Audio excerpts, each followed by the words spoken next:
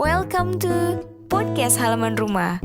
Podcast yang berisi obrolan tentang kisah, kasih, dan selisih seputar kehidupan anak muda yang akan nemenin kamu layaknya ngobrol santai di halaman rumah.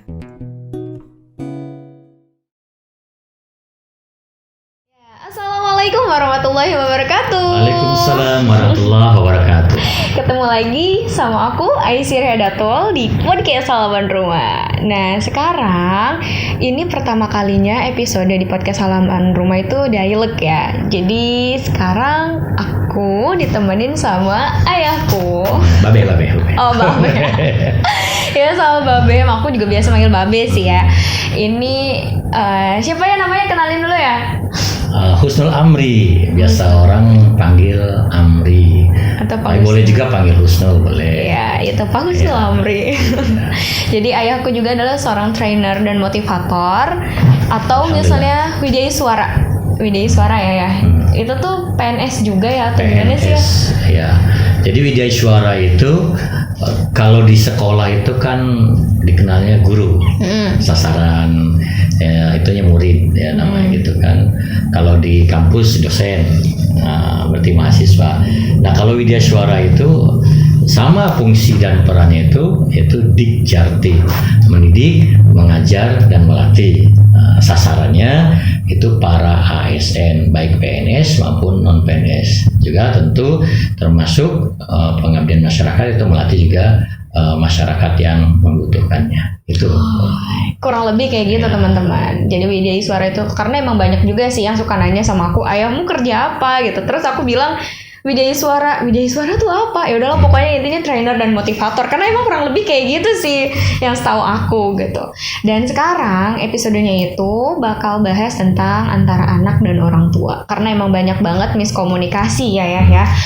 Banyak apa sih? Kadang-kadang miskomunikasi. Iya, maksudnya banyak di luaran sana gitu tuh. Jadi antara orang tua kurang chemistry-nya itu karena entah itu komunikasi atau apa ya, yang nggak terbangun tuh chemistry-nya tuh biasanya gara-gara karena mungkin berbeda masa, ya kan. Jadi orang tua itu mengalami muda juga, mengalami anak-anak, mengalami remaja, tapi masa yang berbeda. Ketemu dengan anak-anaknya di masa yang sekarang. Nah, ketika orang tua dengan anak itu tidak tune gitu ya, dengan mensinergikan dua masa yang berbeda itu, nah itu yang seringkali terjadi miskomunikasi antara anak dan orang tua. Iya, begitu. Kalau misalnya sendiri nih, kan ayah kan udah jadi plus ya, ibaratnya udah jadi anak plus jadi orang tua. Sedangkan aku kan masih jadi anak ya, belum jadi orang tua. Itu gimana sih ya?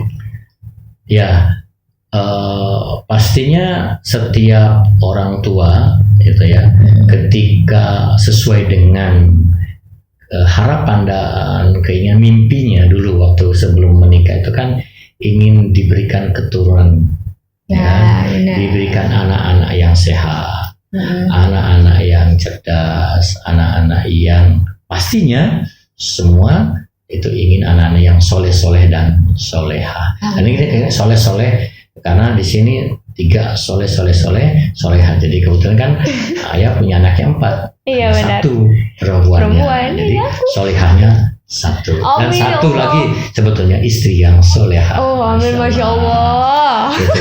Nah, itu harapannya. Ya, jadi kita ingat di Quran surat An-Nisa ayat 9 kan dikatakan, dan hendaklah orang-orang pada takut kalau di belakang mereka meninggalkan keturunan yang lemah itu ya, dan mencemaskan atau merasa ketakutan akan mereka ya, maka bertakwalah kepada Allah dengan qaulan sadida, jadi dengan perkataan yang benar. Nah, ini PR sebagai orang tua ya, sebagai orang tua. Tadi ada masa yang berbeda ketika kita dulu kecil sebagai orang tua ya, itu masanya berbeda. Ya, kemudian dihadapkan pada anak dengan kondisi saat ini. Ya kan?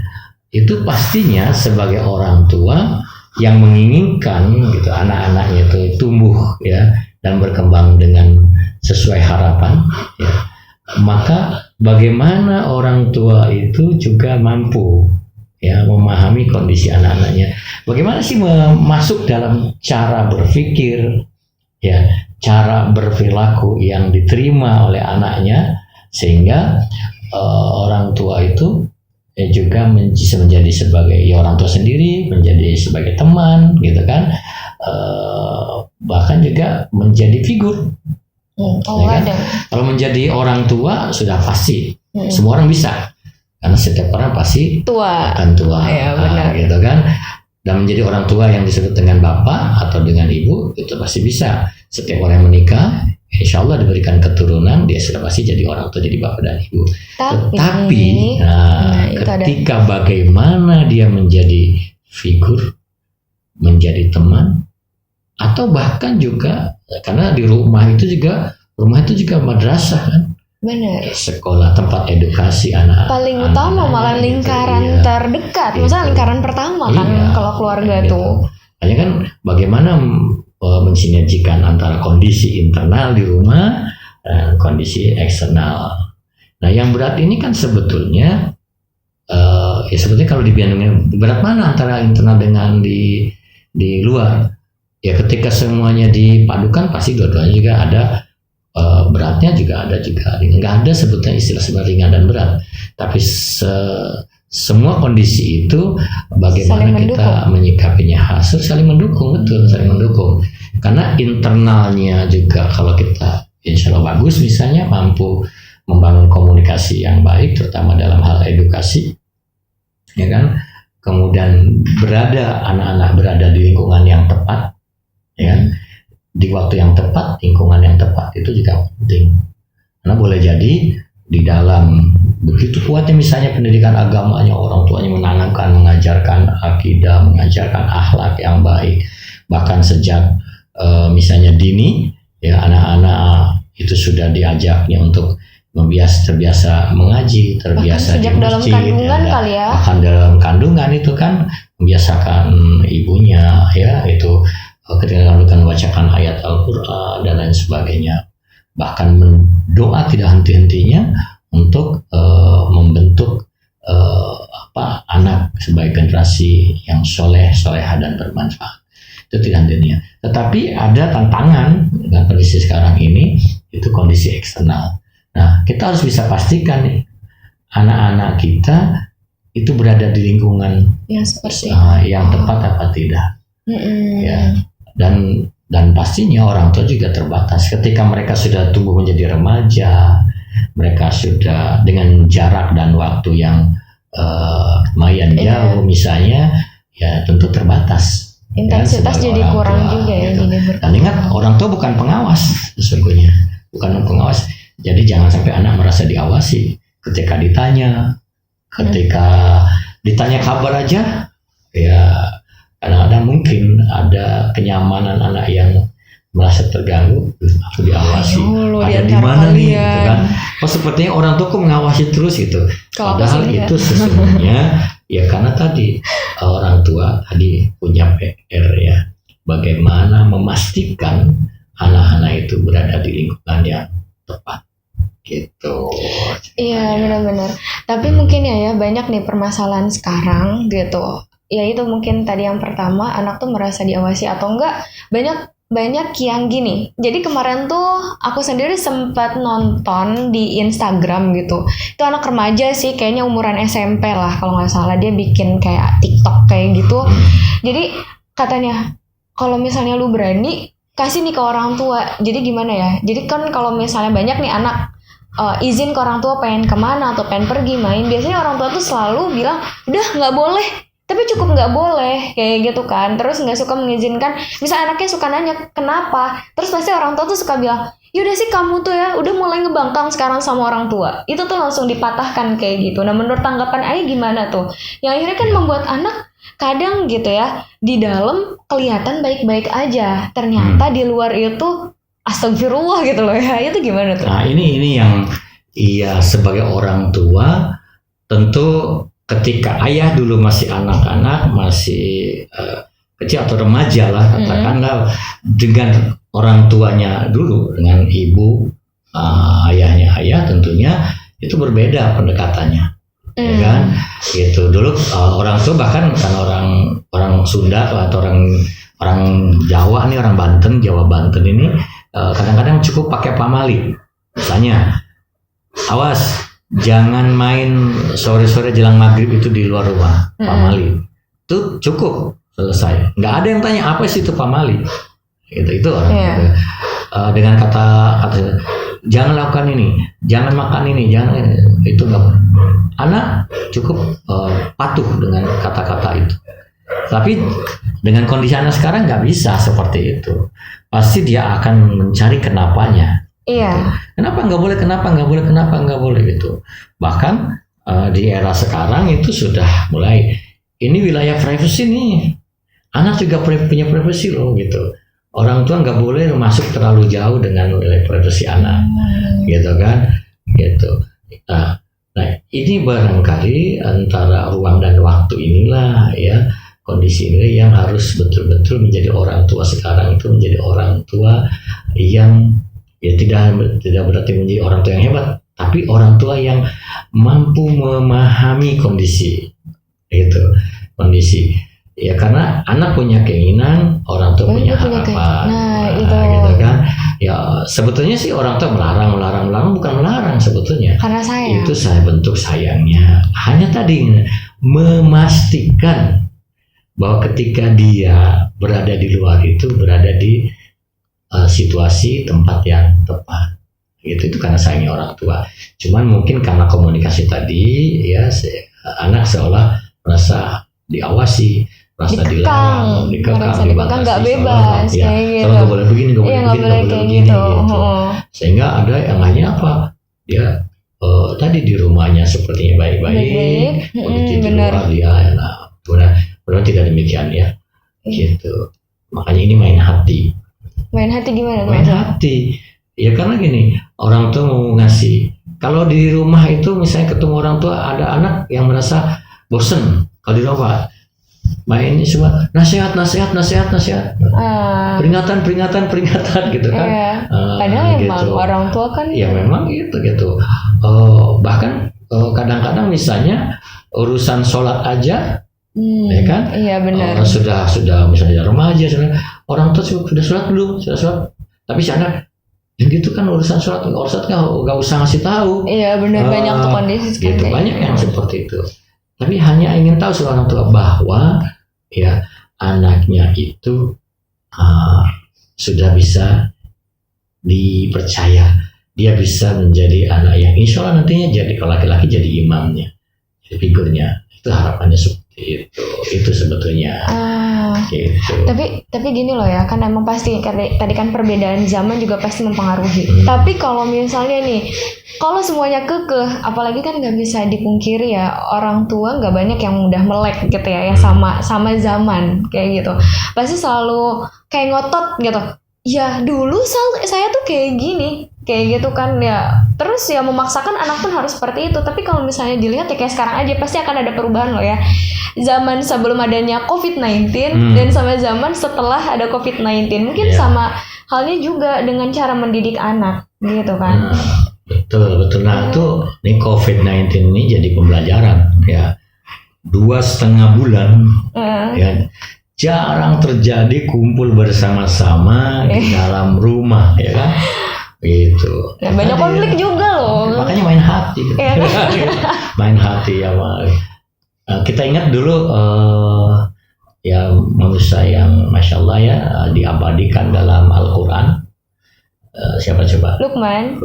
Quran surat Lukman. Ya, figur seorang ayah yang luar biasa. Bagaimana ya menjaga keturunannya itu, ya keluarga dan keturunannya untuk nanti bisa berkumpul di surganya Allah. Dan Lukman itu yang luar biasanya kan gitu. Jadi kan. Dan sosok anak yang luar biasa juga kan ya. Ya jaga dirimu ibunya dan keluargamu dari siksa neraka kan gitu. Jadi itu luar biasa. Bahkan ada yang ayah ini itu ketika Lukman kan kalau tidak salah itu apa namanya, seorang dia punya majikan kan ya, punya majikan. Ketika tuannya lah, kalau orang itu kan tuannya itu meminta ternak dipotongkan oleh Luqman, gitu. Tolong potongkan ternak. Kemudian ternak itu dan ambillah olehmu, tuannya itu kan, dari ternak itu setelah kau sembelih daging yang kau suka atau yang paling bagus. Apa yang dipilih oleh Luqman? Gitu kan? Lidah dan hati. Lidah dan hati. Dan hati, gitu kan? Kemudian kaget lah, gitu kan? Kan kata tuannya, ambillah dari hewan itu yang sudah disembelih itu bagian yang paling baik menurutmu, gitu, untuk bagianmu. Tapi yang diambil lidah dan hati. Rasa penasaran tuannya itu kemudian menyuruhnya lagi ke Luqman, tolong sembelihkan lagi ternak itu dan ambillah itu bagian yang terburuk buat kamu dari ternak itu. Dan ternyata yang diambil sama, lidah dan hati. Kenapa lidah dan hati? Nah, tadi kamu berangkat dari komunikasi kan? Dari komunikasi ini, lidah itu kan tidak lepas dari komunikasi. Dari komunikasi, ya kan? Tapi kemudian ketika ini dikomunikasikan, munculnya tuh enak dan tidaknya tuh ke hati. Dan apa yang dikeluarkan juga kan sebenarnya berdasarkan dari hati, gitu jadi kan? Artinya lidah dan hati itu menjadi cerminan bagaimana ketika orang tua itu memberikan nasihat kepada anaknya dengan hati, enggak, karena dengan lillahi ta'ala enggak. Ada banyak orang mungkin ya itu menempa anaknya dengan begitu kuatnya pendidikan agama, ilmu agama, bahkan tidak jarang juga pengetahuan agamanya sangat mumpuni, gitu. Tetapi dalam implementasinya ternyata jauh, gitu, dari pelajaran ilmu agamanya itu. Jadi, nah kembali gitu. Ketika kita niatkan dengan hati yang ikhlas, jadi insya Allah ketika kita menyekolahkan anak, mendidik anak, itu harus dengan niat ikhlas karena Allah. Itu yang paling penting. Jadi doanya pun kadang-kadang orang tua juga yang mungkin termasuk saya di awal-awal masih dengan pengalaman, pengetahuan yang sangat terbatas itu, doa-doa itu, ini doa yang seharusnya bukan salah, doa itu tidak salah ketika berdoa untuk anaknya sukses, anaknya pintar. Tapi ingat, pintar dan sukses ini untuk apa? Dunia apa akhirat, gitu. Gitu kan? Nah, doa kita boleh doakan anak itu sukses, pintar, tapi ingat, jangan lupa doakan anak menjadi yang bermanfaat. Terus mungkin gitu. Ini kali ya, apa sih, jadi kan tadi tuh yang kayak di awal banyak yang suka orang tua tuh mengharapkan anak menjadi soleh dan solehah, tapi kenyataannya dalam mendidik itu sangat jauh dari pendidikan soleh dan solehah. Bener nggak sih? Itu gimana tuh? Kan banyak pasti nih kayak kalian, semoga jadi anak yang soleh, semoga jadi anak yang solehah, tapi ternyata dalam pendidikan dalam rumahnya itu sangat jauh. Iya, betul. Makanya ada doa dulu pas soleh dulu, gitu. Doa dulu pas soleh dulu. Doa dulu. Iya, ketika orang banyak sibuk berdoa tapi dirinya belum soleh, kira-kira gimana? Berarti keduanya harus diselaraskan. Ya kan, solehlah dulu, baru berdoa. Soleh diri kita, ya kan? Soleh dulu orang tua, gitu. Soleh dulu orang kita. Nah, ini ayah juga lagi belajar untuk menjadi orang tua yang soleh, untuk bisa menjadi figur anak-anaknya, gitu kan? Kemudian berdoa. Maka jangan heran banyak anak-anak yang berani membentak orang tuanya. Padahal doa orang tuanya luar biasa tuh. Ya Allah, jadikan anak hamba anak yang soleh, gitu. Jadi anak yang soleha. Tapi berani anak itu membentak, ya, gitu. Bahkan meninggikan nadanya, ya kan, nada suaranya, tonalitas suaranya, intonasinya lebih tinggi dari orang tuanya. Nauzubillah min dzalik, gitu. Ya kan, padahal doanya tidak kurang, gitu. Tetapi ya memang itu nanti PR, karena Terida pun ke depan akan menjadi seorang ibu, insya Allah kan, gitu kan. Gitu. Berarti ketika kita ingin berharap anaknya soleh, kayak kitanya sudah soleh apa belum? Gitu. Kita menyuruh anaknya sholat, kita sudah sholat atau belum? Mengajak anaknya atau menyuruh anaknya suruh sholat berjamaah di masjid yang laki-laki misalnya, gitu. Nah, ayahnya suka sholat berjamaah di masjid apa tidak, gitu. Ya kan? Anaknya sudah suruh ajak mengaji ba'da maghrib, suruh mengaji, tapi misalnya orang tuanya sibuk nonton TV, tanggung kan, gitu. Ini episode ini lagi seru-serunya, gitu. Jadi antara doa, gitu kan, dengan perilaku harus berbanding lurus, harus selaras, harus selaras, gitu. Ya, jadi ibaratnya kita begini, ya kan, ada orang berharap, tapi dia memberi tidak, gitu. Kalau kita pengen diberi, memberi dulu, gitu mestinya. Makanya kan ada terima kasih, kan aja gitu. Terima kasih, setiap kita terima harus kasih. Ketika kita mendapatkan, kita pun harus memberi, gitu ya. Gitu. Jadi kita sudah diberi ilmu, berarti kita harus memberikan ilmu. Kita sudah dikasih harta, bagikan harta itu. Nah, itu yang namanya kesolehan. Maka dalam Islam itu kan akhlak itu penting. Gitu. Akhlaknya baik, insya Allah. Gitu. Nih ayah, kan gini ya, suka banyak juga nih kan kayak pertanyaan-pertanyaan, apa ya, Terida tuh suka ditanya gimana ya caranya untuk menasehati orang tua nih kan. Pasti ya ada kekeliruan atau kayak gimana, karena anak juga mungkin ingin memberikan pendapatnya, atau enggak ada juga baru banget kemarin malam ada yang cerita, jadi pengen ngejelasin sesuatu orang tua tapi tuh udah langsung dibantah. Nah itu tuh biasanya kenapa sih ya? Mungkin ada perwakilan dari hati seorang ayah gitu atau orang tua gitu.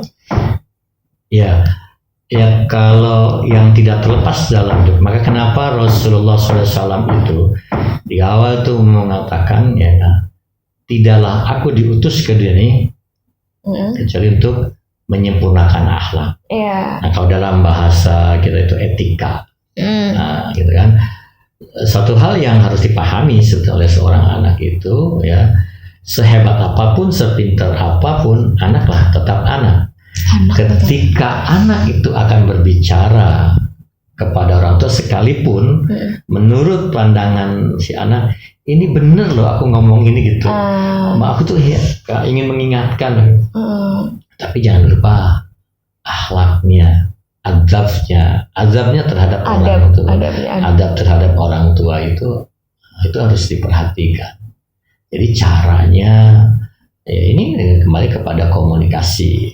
Iya, tapi kan enggak tua itu ya, walaupun memang kan ya tadi mungkin di luar sana juga pastinya kan berbeda-beda karakter orang tuanya. Di keluarga sini terbuka, di keluarga yang lain bagaimana orang tua tuh supaya terkesan wibawa dengan anak. Maka yang dikedepankan itu adalah kewibawaan. Salah sedikit anak dimarahi sehingga anak merasa jauh. Tapi juga ada yang terlalu anak orang tua demokratis lah, gimana anak sehingga anak itu juga lupa bahwa dia juga ada punya etikanya kepada orang tua. Orang tua manapun mungkin kalau anak itu ke orang tua mungkin istilahnya bukan nasihat tapi masukan. Iya benar lebih tepatnya itu sih masukan ya, memberikan masukan. Maka bisa dengan cara diskusi gitu. Boleh misalnya gini, ibu atau papa, ayah, mama, boleh nggak aku menyampaikan sesuatu, atau supaya orang tua tuh merasa dihargai. Misalnya ayah, aku udah punya masalah seperti ini, tapi pendapat aku tuh begini gitu. Kira-kira menurut ayah gimana? Jadi orang tua itu merasa dihargai gitu. Tentu dengan keilmuan, dengan wawasan, dengan pengalaman orang tua itu pasti akan memberikan jawaban. Ya, mungkin tadi tuh tidak sesuai dengan harapannya, tidak masalah. Yang penting bukan melihat sebetulnya yang dipanggil bukan melihat atau menilai apa yang dikatakannya, ya, tetapi kontennya itu yang paling penting gitu. Atau bukan cara mengatakannya yang paling penting, itu konten yang dikatakannya. Konten gimana nih Konten maksudnya? isinya itu loh. Isi gitu. yang disampaikan anak kepada orang tua. Iya, orang tua atau orang tua ke anak atau anak orang ke orang tua gitu loh. Mungkin ada orang tua mungkin caranya dengan nada yang tinggi atau ala-ala seperti marah gitu kan, gitu. Padahal kalau diperhatikan, ya juga sih ternyata benar tuh apa. Jadi sekali-kali simak lah gitu. Iya. Jadi kalau bahasa ayah itu kan berdamailah gitu ya. Berdamai. Bagaimana menyenangkan orang lain, kita akan bahagia, itu kata kuncinya. Tapi kadang Gitu. tapi kalau berhubungan dengan menyenangkan orang lain, kita kan nggak mungkin loh ya menyenangkan hati semua orang. Pasti. Ya kan? Tapi kalau kita kuncinya menyenangkan orang lain, itu bisa. Walaupun mungkin ingat orang yang bersangkutan ya tidak bahagia, tapi paling tidak dengan senang itu kita bisa bahagia. Jadi jangan kita kejar kesenangan. Jadi senang melihat orang senang gitu, intinya Ya, gitu. SMS. Ya. Senang melihat orang senang, jangan Ya. senang melihat orang susah, Itu. senang melihat orang senang. Gitu.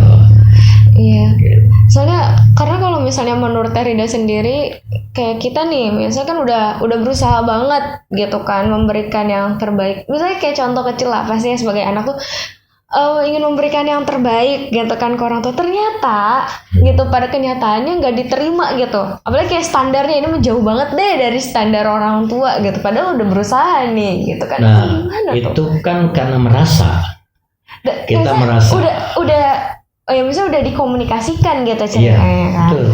Karena si anak sama seperti orang tua merasa. Orang tua merasa saya itu sudah merasa, udah menyekolahkannya, udah mengajarinya ini, udah begini, tapi kok jadinya begini. Sama ketika anak juga, saya tuh sudah merasa begini loh, sudah merasa begini. Itu kan Rasa. hati-hati. Tetapi indikator itu masuk ke Jalan keluarnya gimana? ya kita berdamai dengan indikatornya itu. Mampu nggak kita untuk mencapai indikatornya itu? Seandainya kayak sulit deh kayaknya untuk mencapai standar itu Iya, gitu. kita cari aspek mana yang kira-kira membuat dia senang. Kita itu tadi, kita tidak akan mungkin bisa menyenangkan semua yang diinginkan oleh orang lain, ya, atau orang tua, atau begitu juga sama anak. Sama orang tua dengan, jangan dipikir loh, orang tua juga punya kekhawatiran yang tinggi sebetulnya. Ketika mau ngomongin anak itu, ayah aja suka diskusi. Kira-kira gimana ya kalau begini, gitu. Ya kan? Karena kita kan tidak tahu juga standar perasaan anak itu seperti apa yang buat dia itu juga senang. Bahkan kehati-hatian orang tua loh, khawatir tersinggung segala macam. Ya paling kalau udah dewasa ya, dengan segala permasalahan yang sebenarnya kadang orang tua juga nggak semuanya tahu. Gitu. Kan kadang masa emosionalnya juga kan beda di masa-masa transisi gitu kan, terutama yang dari remaja ini menuju remaja dewasa tuh, dari anak-anak ke remaja menjadi remaja dewasa. Ini masa-masa dia ingin memperlihatkan jati dirinya, ingin memperlihatkan aku tuh siapa, gitu itu. Nah ini terjadi miss aja komunikasi terhadap anak dengan orang tua atau anak dengan orang tua bisa fatal. Maka ketika terjadi hal itu jangan diputus komunikasinya. Mungkin boleh jadi pernah terjadi komunikasi misalnya yang sengit atau perdebatan yang sengit gitu ya, karena berbeda sudut pandang. Itu jangan berhenti di pertengkaran, gitu. Jangan berhenti di perdebatan, harus tuntas saat itu juga. Karena kalau berhenti di perdebatan, nanti dalam masa berhenti itu ada waktu kekosongan, yang ketika kosong itu berbagai macam masuk pikiran negatif, pikirannya. perasaan negatif itu semuanya makanya datang. Iya, lidah dan hati itu menjadi pilihan terbaik dan pilihan terburuk. Dan mungkin lidah dan hati juga itu adalah penyakit utama dalam kehidupan kali ya, bisa nggak sih? Kan terutama hati kan. Hati kan, iya. Jadi dalam tubuh manusia itu ada segumpal daging yang jika segumpal daging itu baik, maka baiklah seluruhnya. Iya itu. Jika dia itu segumpal daging itu buruk, maka buruklah semuanya.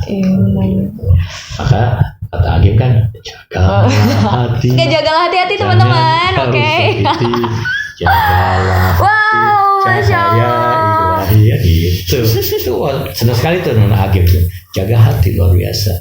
Jagalah hati. Iya, jagalah hati, jangan kau nodai. Jagalah hati, cahaya ilahi. Iya, ayahku emang suka nyanyi sih, emang benar. Bukan nyanyi, apa nyumbangin lagu. Oh, nyumbangin lagu, jadi lagu bagus dibikin sumbang. Oke, Masya Allah, kayaknya udah lumayan banget ya Ayah. Kayaknya coba ada closing statement gak sih buat kayak anak-anak di luaran sana yang mungkin banyak terjadi kesalahpahaman ya antara orang tua dan anak. Pesannya apa tuh ya? Oke, yang paling penting bahwa di dalam kehidupan di rumah tangga itu, kehubungan antara anak dan orang tua, antara anak dengan orang tua, tadi komunikasi, ya komunikasi. Memang gampang sih diucapkan komunikasi ini, tapi pada kenyataannya bagaimana orang tua dan anak memahami kondisinya masing-masing untuk mampu berkomunikasi secara efisien dan efektif. Ya, oleh karena itu kita jangan lupa ya, ini selalu Ayah dalam kesempatan training itu selalu punya moto juang tuh. Apa tuh Be?